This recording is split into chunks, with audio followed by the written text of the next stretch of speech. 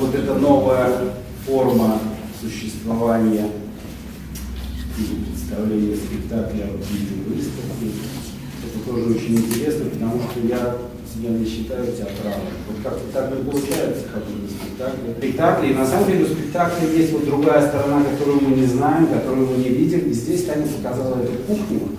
И вот это очень интересно. За это и большая благодарность. И я предоставляю слова. Ну, сама среди нескольких проектов, которые были, но вот этот проект оказался наиболее реальным к осуществлению, и это получается вторая выставка в нашем цикле. Ежегодно, я надеюсь, что ежегодно мы будем устраивать в Нью-театре подобные выставки, потому что на самом деле дизайн настолько всеобъемлющий, в общем-то, театральная сфера — это тоже интересно для художников. А вся остальная публика, которая работала на этом спектакле, она, в общем-то, остается за кулисами или, опять же, в зрительном зале. Поэтому действительно хотелось немножко еще раз окунуться в эту жизнь, в того состояния, в котором мы находились, когда работали над этим спектаклем, и немножко как бы так виртуально продлить жизнь этого спектакля.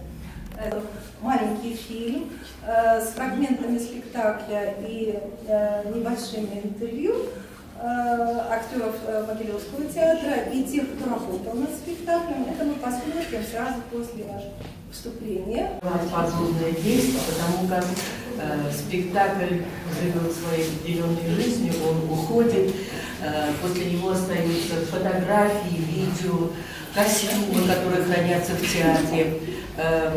И замечательно, что вдруг через какое-то время, по прошествии 3 лет, вдруг опять, как вот, знаете, новая такая, да, премьера, новое рождение, но такое немножко щемящее, потому что для нас, и чтобы вы немножко окунулись в ту атмосферу, в которой находились мы, потому что мы действительно очень-очень любили и любим этот спектакль, все, что с ним связано. И, конечно, что тут говорить, Горин, великий Горин, который нам подарил такое прекрасное произведение, вечное произведение и по теме, и по содержанию.